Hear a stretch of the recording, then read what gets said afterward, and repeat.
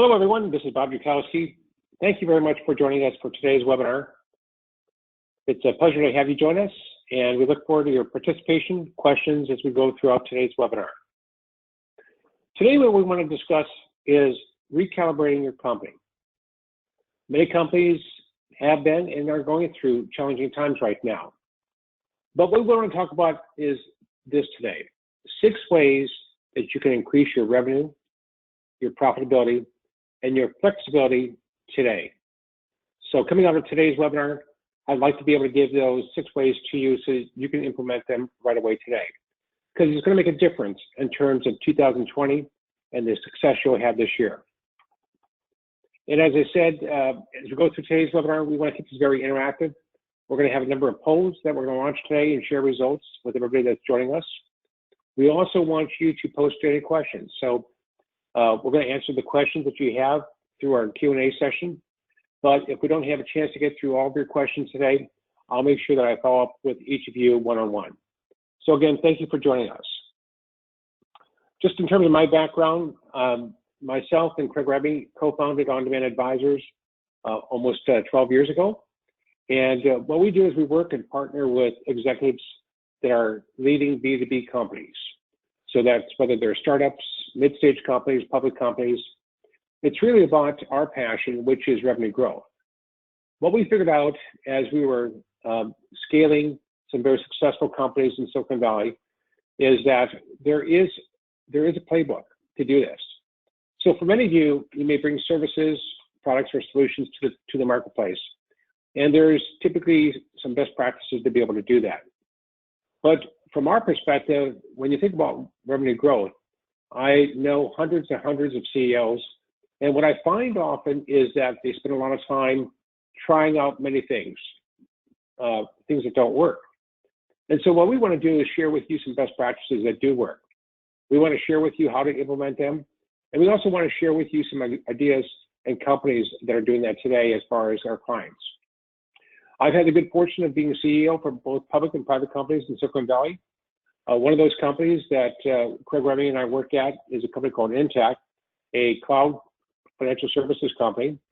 And we partnered with Salesforce. We went to market together with Salesforce. We added 5,000 new customers and 300 sell-to partners. And that company is very successful today, and was acquired by the Sage Group for $850 million and 9 times revenue. So great outcome, great collaboration, and great success. But along the way, we learned a lot in terms of things that we wanted to put in place to scale the company. And we want to share those with you today, as well as the many learnings that we've had with over 300 B2B companies that we work with over the past 12 years. So if you look at today's business climate, today's times, it is uncertain as far as where we are today. For a number of you, you may say that your sales cycles are frozen because of the COVID-19 virus breakout that we've seen. Your prospects may be in a situation where they're uncertain, so avoiding making decisions. Your sales team, as they are working or coming back to work, are looking for ways that they can be efficient to scale up and get qualified leads to work on. I know a lot of you may look at your solutions. Some of those solutions may be what I call must-have solutions. Got to have them. Can't continue business operations without those solutions. Other solutions may be perceived as nice to have. And so one of the things we want to talk about today and in the future is how do you change the view? How do you change the engagement with your clients and with your prospects to help them understand the value that you're going to help them drive with your solution? And then finally, it's really about getting the buyer's attention. So today, there's a lot of noise out there in the marketplace. So you've got to break through that noise. You've got to be able to determine how you're going to move forward. So that's what we want to talk about today. But before we do that, let's launch this poll and ask if you could be kind enough to participate in this, and I'll share the results with everyone today. So what's inhibiting your revenue growth and increased profitability that you have today? So one answer, the first one, is too much trial and error to identify ways to grow revenue. The second one is tying marketing spend into sales outcomes.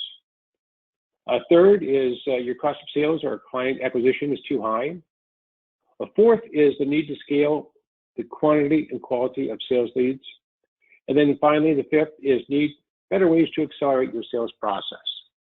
So today, I'm going to be addressing all of these areas, but I really want to focus on those areas that are going to be most important for you joining us today. So again, thank you for your participation. We're going to keep the poll open here for a couple more seconds. So please go ahead and weigh in. Give us your opinion. Opinions count. Opinions are important. So we always appreciate that. Okay. If everybody has had a chance to give their input, I'm going to share the results with everybody on our call today. Perfect. Thank you for participating. So let's look at the results.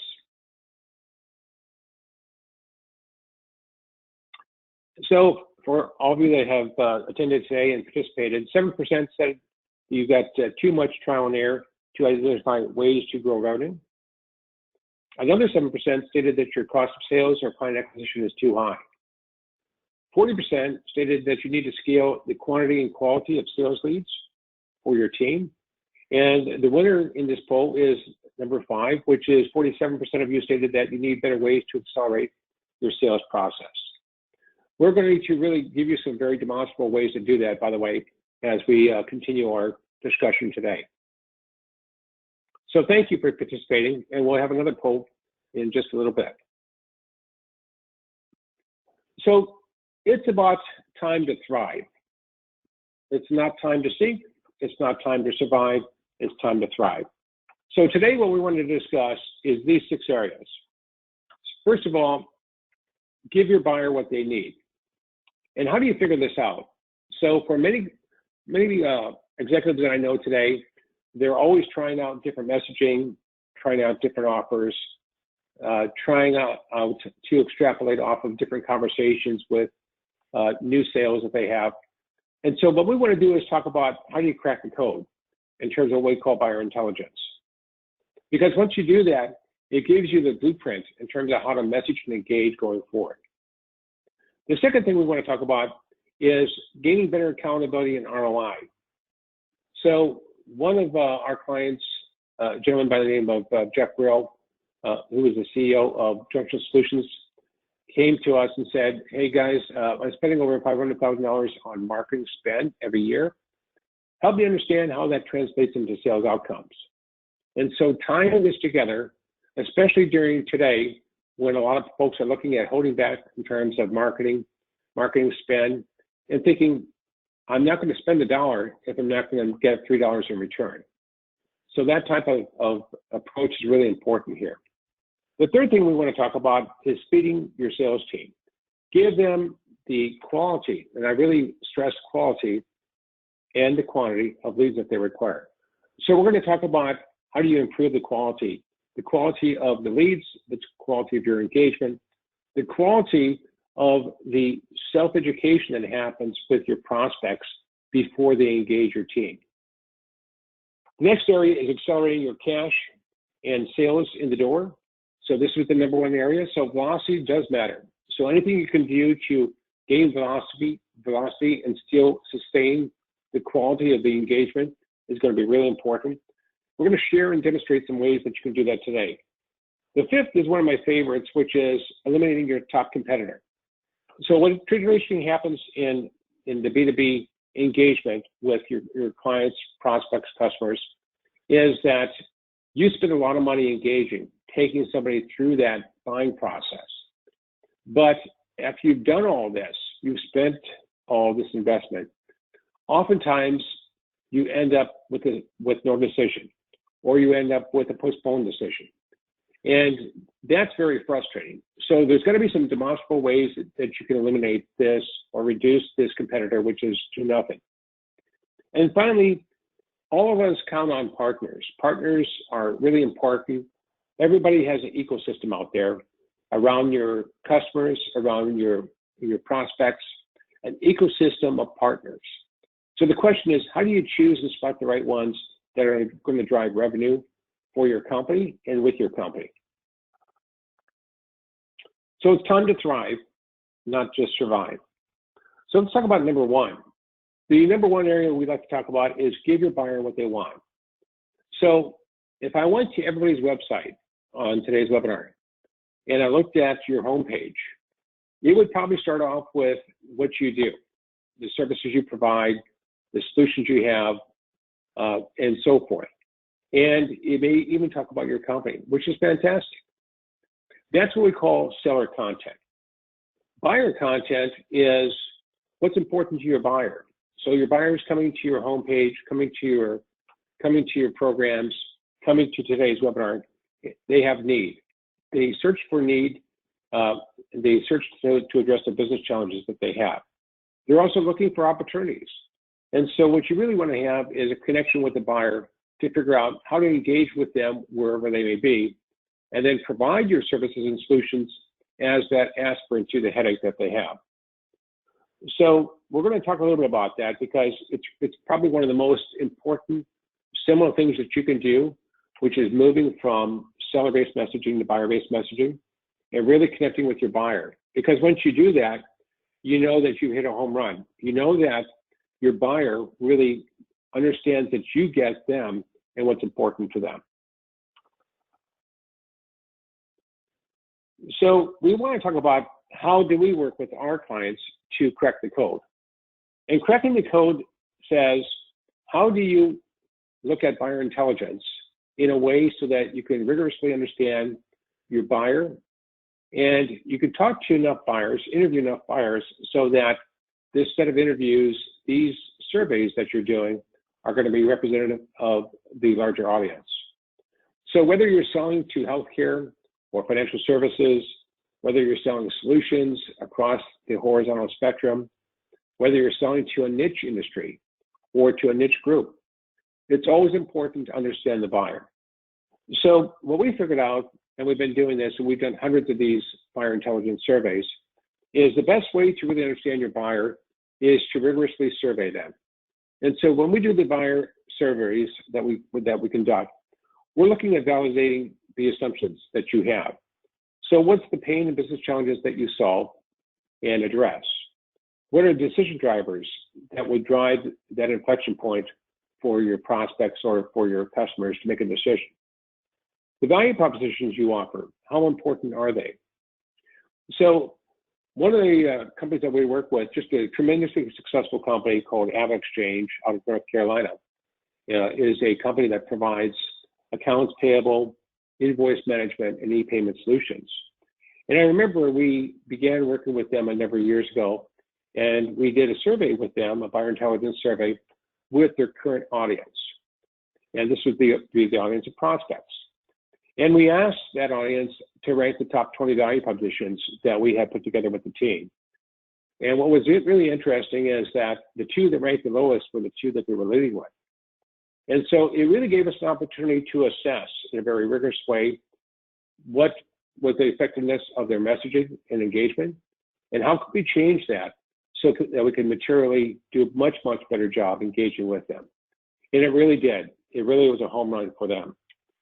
So this type of approach is probably one of the most important things I think about when I think about making sure that you don't waste money. So looking at testing out the buying process, testing out different pricing or investment models, and substitutions. So what we always think is, like in Jeffrey Moore, that if we create a solution that we think it's a blue ocean, if you will. And what we found as we've done a lot of market competitive intelligence, a lot of buyer intelligence, is there's usually substitutes out there. There's usually competitors. And so the question is, how do we understand that landscape better? And then finally, influencers. If they were looking for your type of solution, who would they talk to? Where would they go? How would they go about doing that? So when we do this, as we suggest that perhaps you do this every couple of years, it's about conducting your buyer intelligence survey in the areas of really understand the demographics, the process of what they're doing today in lieu of having your solution or service, what pains or business challenges you solve, and what value propositions you provide, and then really understanding where would they go if they're looking for your type of solution. This way, it's really important that you don't waste money, putting money on bets that aren't going to pay off. So once that survey is concluded, and everybody says in the management team, this is fantastic information, how do you then use it? Well, you create what we call a core messaging document, which is the distillation of the priority that your buyer is stating, the messages that they and offers that they relate to, and then turn that out into meaningful engagement or offers for them. And we're going to talk about that today, whether that's an ebook, whether that's a explainer video, whether that's a process-based infographic to show what they're going to be able to achieve with your solution as far as a much better process. If it's a webinar like today, or a success story, sharing the ROI that your clients have been able to achieve with your solution. So that's the first thing we wanted to talk about today, which is cracking the code with your buyers. If you do that, it changes the way that you operate. It streamlines the engagement that you have with your buyers out there. And it creates this, what I call, frictionless process. Let's talk about the second thing in this area, and that is, what are the offers and what do those look like? So at On-Demand Advisors, we love to be innovative. We love to create breakthrough innovations and engagement vehicles that you can use with your target audience.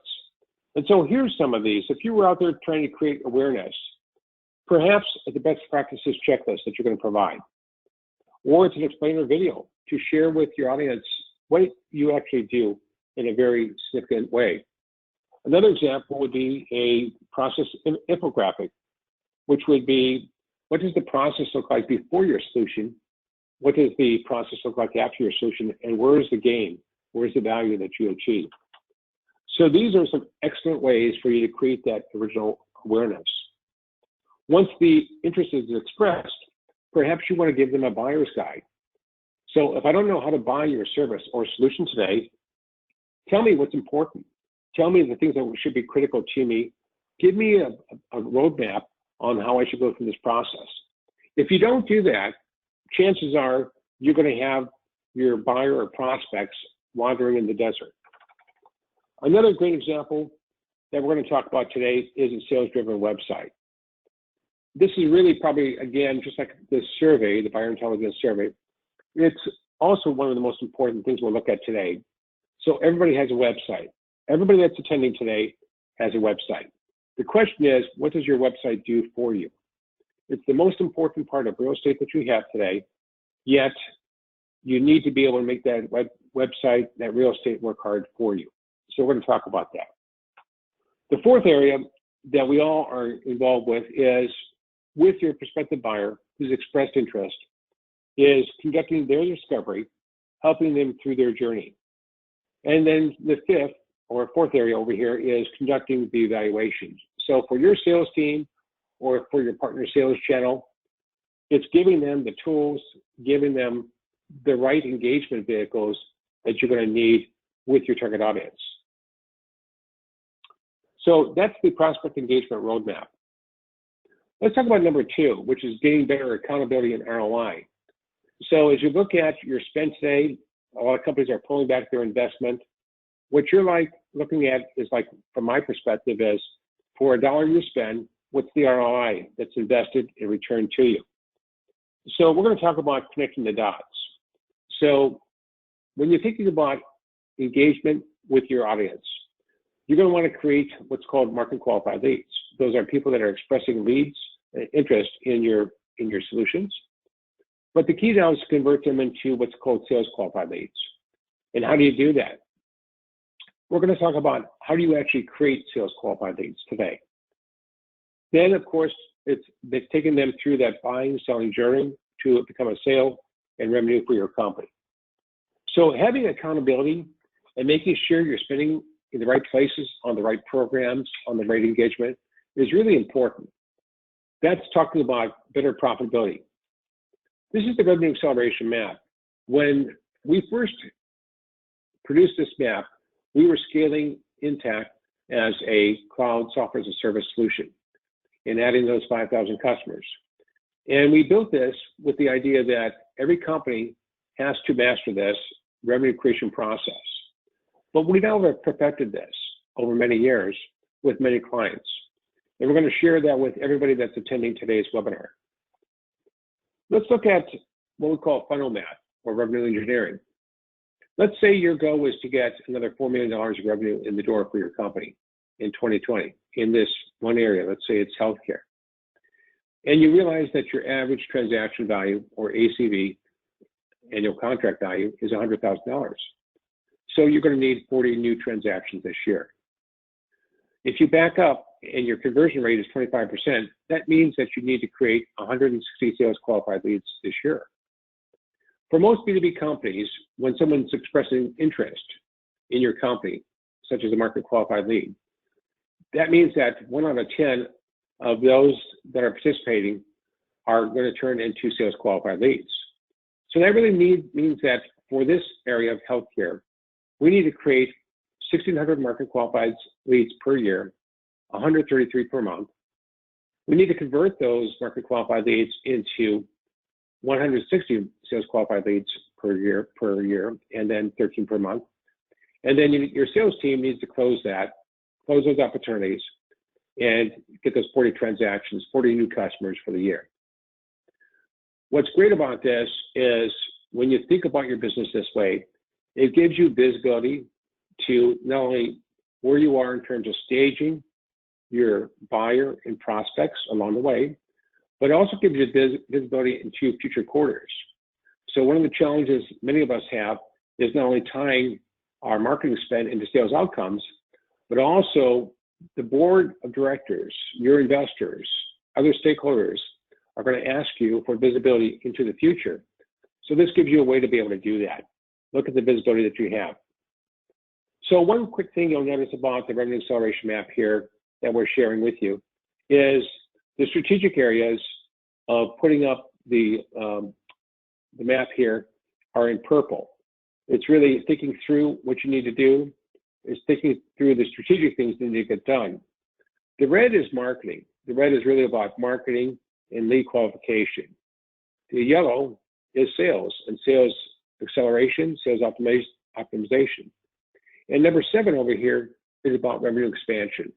Different ways, different innovations that you can use to really expand your revenue growth. So for instance, at Intact, half of our revenue came direct and the other came to partners. So perfecting the partner channel and making sure that we had the right partners that were going to drive revenue growth for us consistently was really important. So we created something called the Channel Partner Scorecard. And so we'll talk a little bit about that. So anyway, those are some excellent examples. So being able to tie these things together and be able to measure them and see how one is caused and the other is effect.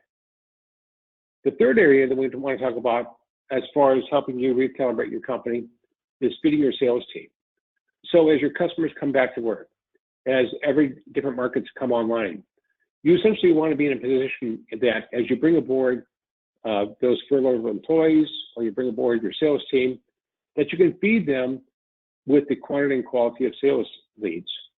We also want to talk about giving them right tools to execute their sales cycle flawlessly. So let's talk about that. We talked about the prospect engagement roadmap. And again, out of that survey process we talked about, you now are going to create this wonderful prospect engagement roadmap going forward. And depending upon where your prospect is and their engagement with you, you have the right tools, the right vehicles, the right offers to engage and work with them. So this becomes really important in terms of helping your prospect, helping your prospective buyer each step of their journey. And when you do that, you can scale this and you can see how you're going to create the preponderance of leads and opportunities that your sales team is going to need. What I've always felt is that every company, each of you, should be in a position where you're generating 100% of the sales leads that your company needs every year. If you do that, when you hire and you train and you provide the competencies for your sales organization, they can focus on what they're good at doing, which is converting interest into engagement in converting engagement into a customer. And that's really rewarding, and that's really the best way to use the different resources that you have for this end. The second thing is giving your sales team the right tools to convert market qualified leads into sales qualified leads. So the challenge most companies have is they generate leads. Let's say you go to a trade show. Let's say you send out a campaign this week. Let's say you do a webinar. You're going to generate X number of leads. But as you look at the ratio we talked about earlier, a conversion rate, perhaps only 10% of those interested parties are going to be ready to go through and engage with the sales process with you through their buying process. So what do you do with the other 90%? Well, in the past, you may have heard that people would say, well, put them into a nurturing campaign. I don't think that's not sufficient. What you want to do instead is give your sales team and the buyer the tools that they're going to need to become sales qualified, sales ready. And what I mean by that is you may provide a buyer's guide for them about how to evaluate and to look at your type of solution, where the value is. You may give them an ROI blueprint on helping them figure out how they're going to cost justify that.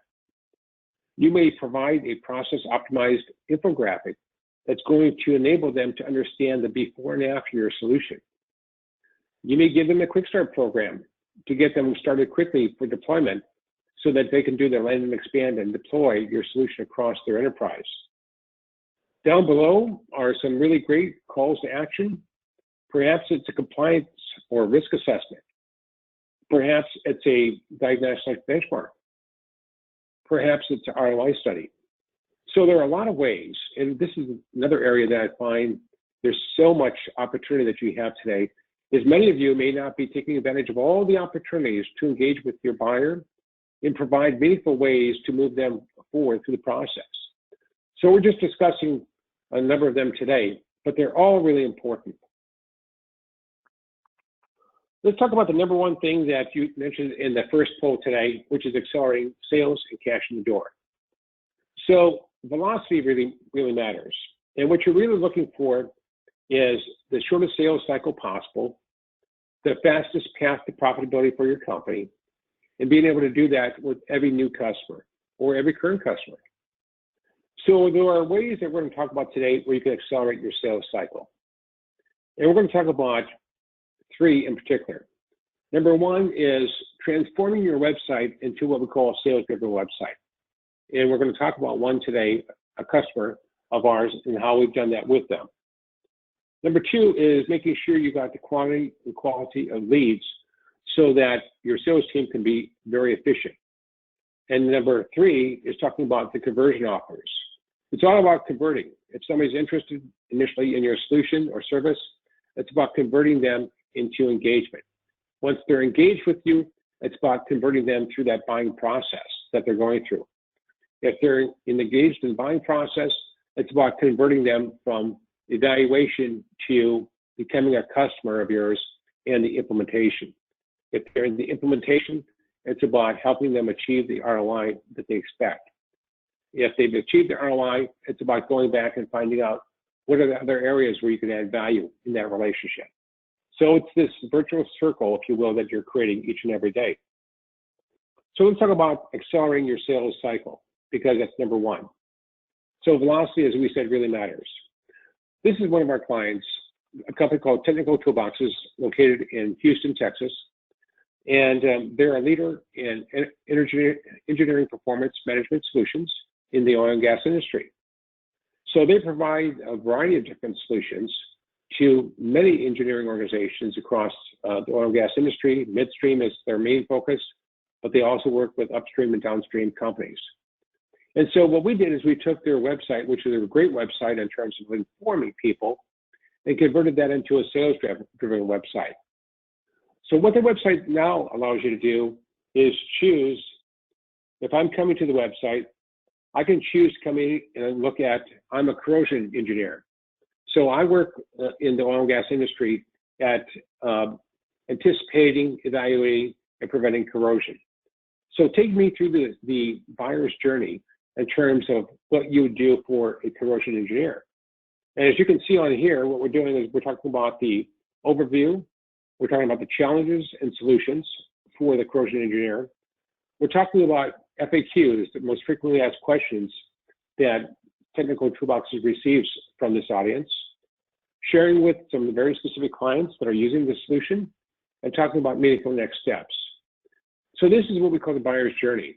So we just took something that was static and we converted this into a meaningful journey with the right content, the right information that's important to the corrosion engineer. Another example would be I'm coming in and I need to manage the pipeline life cycle for all of my pipelines I have. And so what I'm really interested in is how does Technical Toolboxes help me do that? So help me understand what's the solutions you have for managing each of the 4 phases of the life cycle for the pipeline. What are the challenges that you address? What are the solutions you provide? Again, taking me through that process. And the clients, really understanding other clients like me, because you've got over 400 major oil and gas operators and solution providers. It shares with me the confidence of knowing that Technical Toolboxes have been doing this for many years and doing a very good job and to providing excellent ROI and value to their customers. So this website allows us to accelerate the process, the sales process, and the engagement process from the buyer. Why is that important? Well, because you have a cost of sales. And when your website can view the front-end education, that's going to accelerate the sales process for you. It's going to also decrease the cost of sales.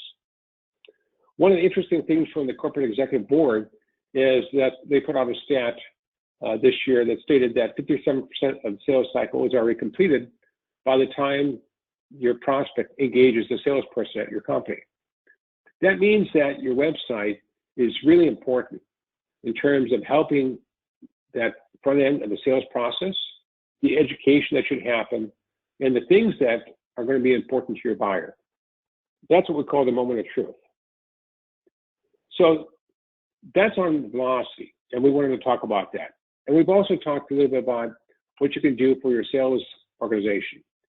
So it's not only about helping somebody through this buyer's journey and having the right way for them to opt in on your website, it's also giving your sales team and your prospective audience the tools that they're going to need to be able to justify, evaluate your solution, justify your solution, look at other companies that are just like them, that are using your solution, and then be able to move forward. Let's talk about number 5. Number 5 is probably my favorite because it's something that we know exists, but it's something that a lot of times we're not sure what to do with that. And that's your top competitor, which is do nothing. So what we find as you go through your sales cycle with your sales team, one of the most frustrating things that you do is go through that entire process and find out that something then ends in no decision. And so we want to talk about a number of ways that you can change the dynamics on this to move people through the sales process that you're engaging with, help give them the tools. So focus on solving the problem, not the evaluation. What we mean by that is perhaps a good way to work with your audience is to provide an assessment or a benchmark analysis for them. That's going to focus in on the ROI or the risk assessment or the competitive intelligence that they're looking for or the best practices that they can apply in their specific area. That's hugely valuable for most executives because what they're really looking for is help me understand demonstrably where I'm going to be able to improve. It also allows you to meaningfully engage up front without just taking somebody through the sales cycle. Let's talk about another way to do this. We call this the land and expand strategy, which is start small, prove value and benefit, and then ROI.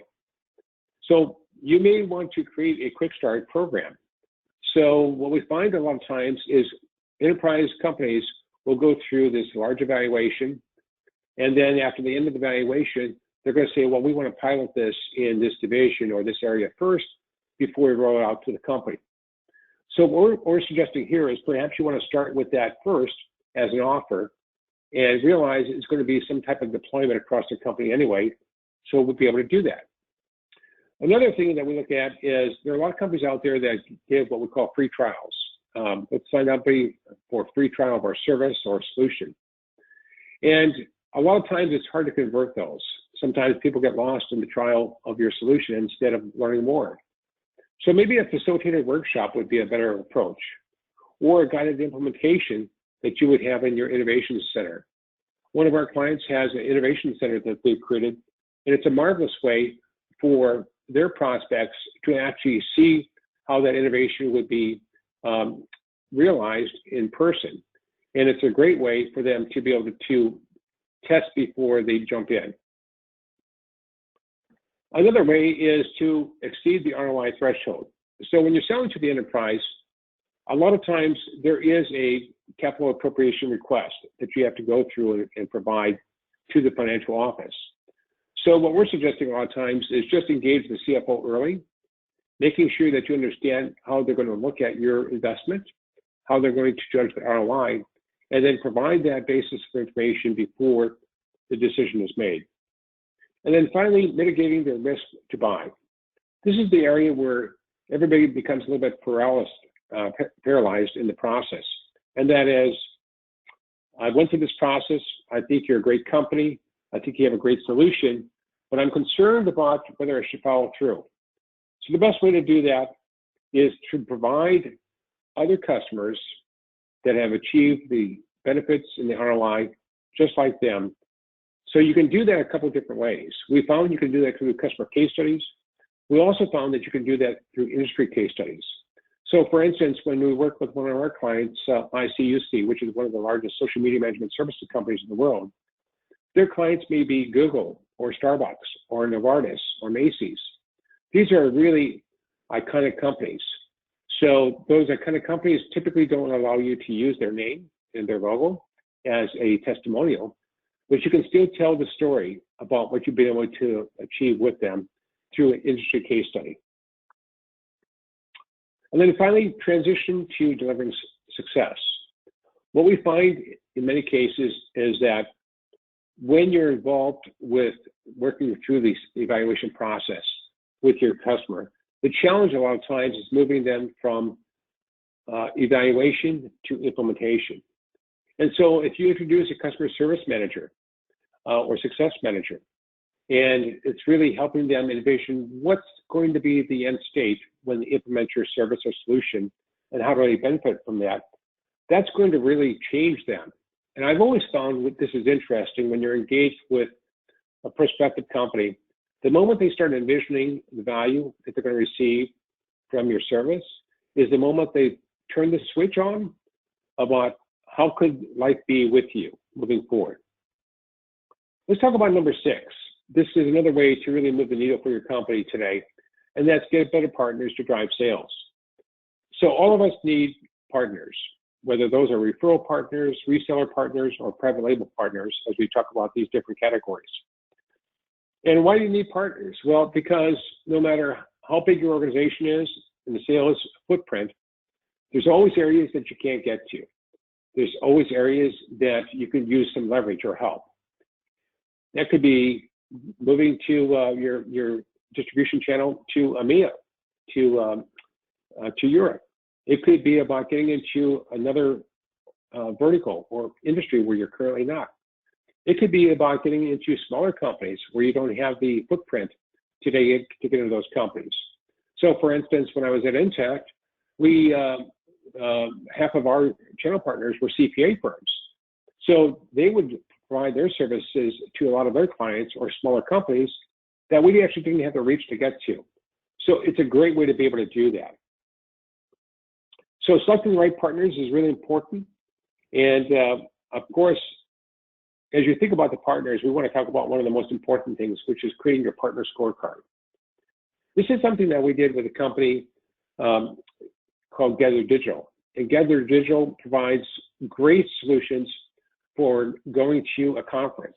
So on your smartphone, you go to a conference and you would use their solution on your smartphone to identify what are the rooms, what's the agenda, who are the speakers, download the presentation, integrate with and communicate with other attendees, really make this a wonderful interactive experience going to that conference. And so they developed a fantastic set of solutions. So when they thought about leveraging their partner channel, we started mapping out their ecosystem of all the companies that are selling either software solutions or services to the event space. And so we mapped out over 100 different potential partners for them. And what we did is we came up with 10 criteria that were important for them to determine whether that was going to be a good partner that was going to drive revenue for them. And then we ranked and rated every partner on that scale. It allowed them then to focus at Gather Digital on which partners were going to be the most important for them to engage and prioritize those partners, because like every company, their bandwidth was limited. And it became a very successful outcome for them because one of those partners didn't have the mobile event solutions that they were looking for. They had not developed that, but it was necessary for them to grow their company. So they actually acquired Gather Digital. So we talked about mapping the ecosystem, and this is one of the things we looked at with the scorecard for them. So with Ashfield Meetings, which is a event management meeting company, we looked at these 10 different criteria, and they rated very high on the scoring channel. So when we thought about who the Gather Digital was going to engage, this was one of the companies that was at the top of the list. So it's a great way to be able to do this. So what we just walked you through today in today's webinar is 6 ways to really thrive today. One is to crack the code and really understand your buyers in a rigorous way. 2 is to tie marketing and sales outcomes together so that one begets the other in terms of outcomes, and you know where the ROI is for your investments. The third one is talking about feeding your sales team, creating that demand generation engine. And by the way, for you, those of you that are attending today, we're going to talk about having a free breakout conversation one-on-one with you after today's webinar to talk about any area of interest that you have so that we can cover this in greater detail. The fourth area, which is number 1 according to our survey today, is accelerating your sales and being able to do that a couple of different ways because velocity matters.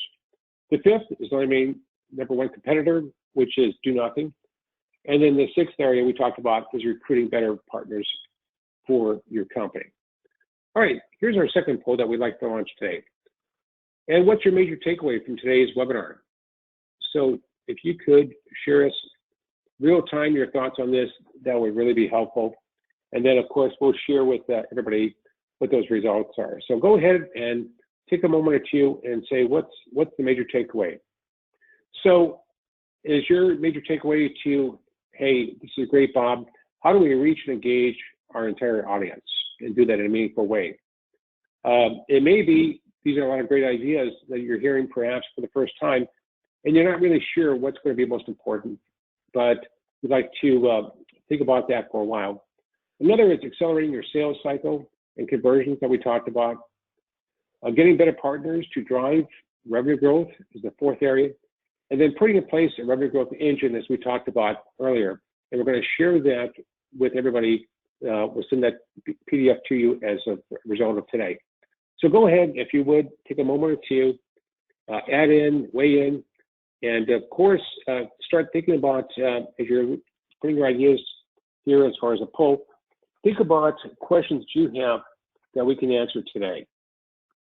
So let me go ahead and share the results of the poll with everybody on today's call.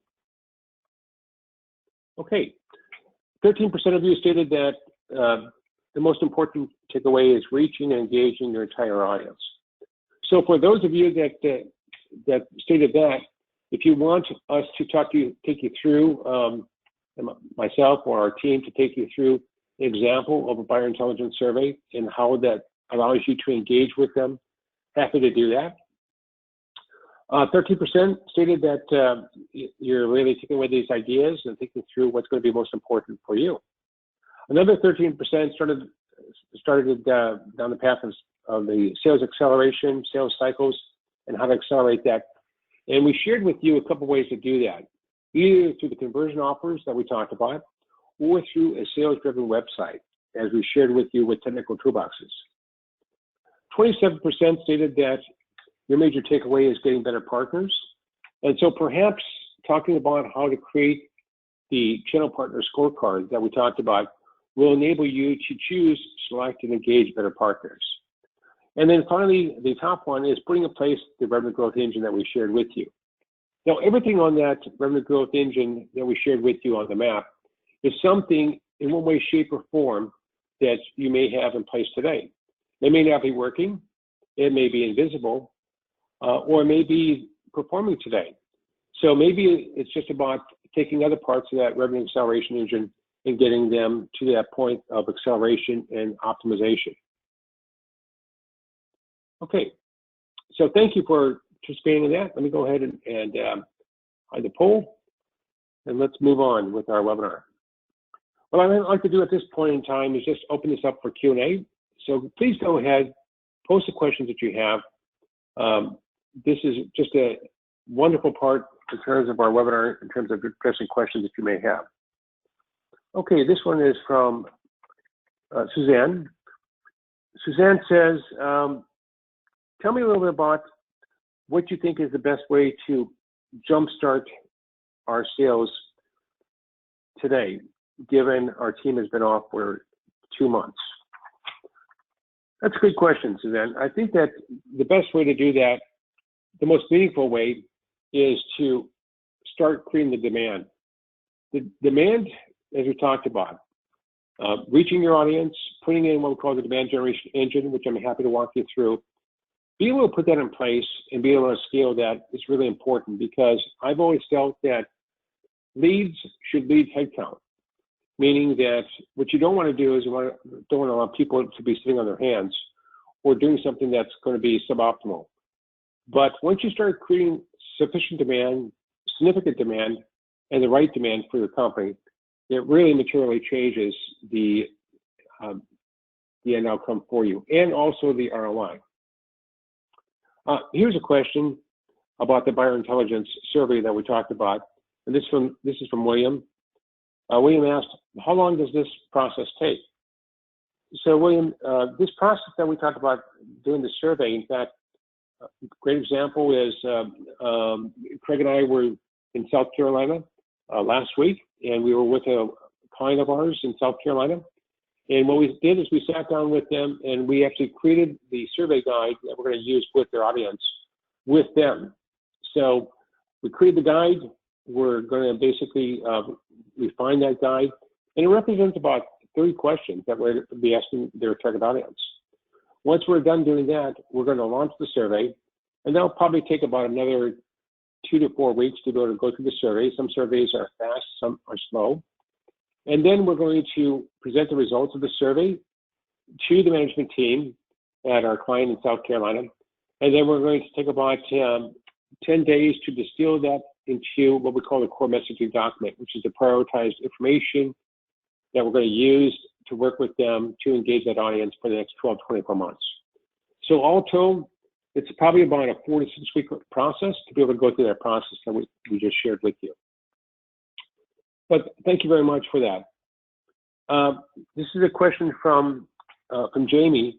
Jamie said, can you share a little bit more about revenue engineering? So that's something that we talked about in the first part. See if I can bring up that map for us here. That would be helpful. So revenue engineering that we talked about is something that we find extremely relevant and important. And let me just come back to the revenue acceleration map here for a second and share that with you. So you can see right down here, this is revenue engineering and the 3 funnels. This first funnel, as you notice, is right underneath lead generation. The second funnel is under lead management, and the third funnel is under sales. So essentially, through your initiatives, your activities, you're creating these 3 funnels. And this is the way to engineer the outcomes that you want for revenue. So I hope that that helps address that. And by the way, we're happy to step you through. I'm happy to step you through a model where we talk about how would you do that today? How would you engage or build the 3 funnels for different markets or audiences that you have? So as we talk about our company and what On Demand Advisors does, we are a true revenue growth agency. Not only do we bring these best practices to the table to share with you and these innovations, but we also provide the resources to help you get the job done if you don't have resources internally to do that. And that's very often we're complementing and we're supplementing what our clients have today. And of course, here is many of our clients. You can see they're all different logos, different size companies.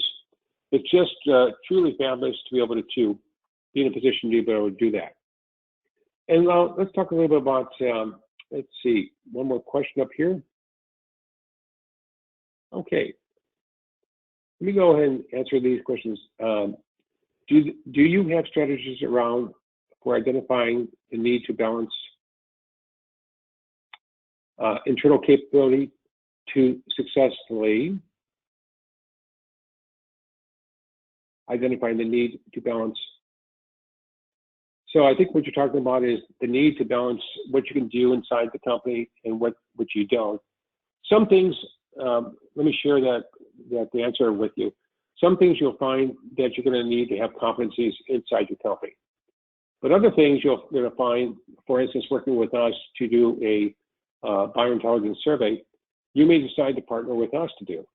So when we sit down, we always ascertain what you have, first of all, inside your company and what's missing.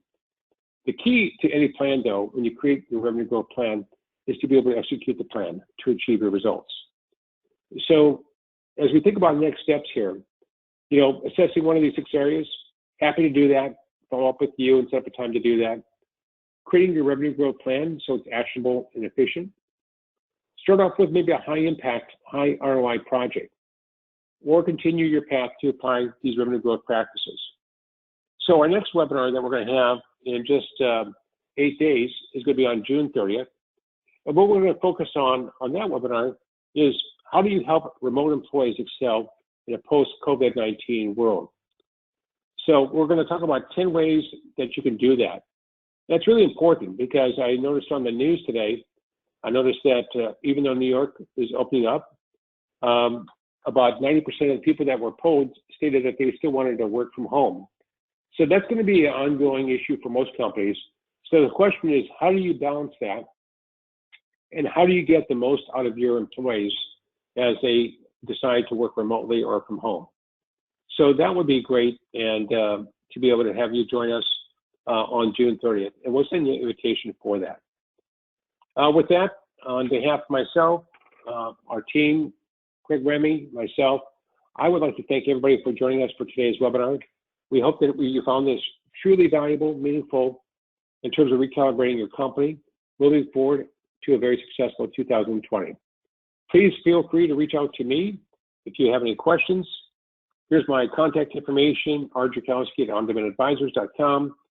This is my cell phone number. You're welcome to call anytime, or please do visit our website. And thank you, everybody, for attending today's webinar. We look forward to our continuous engagement to help you make 2020 a very successful year for you and for your company.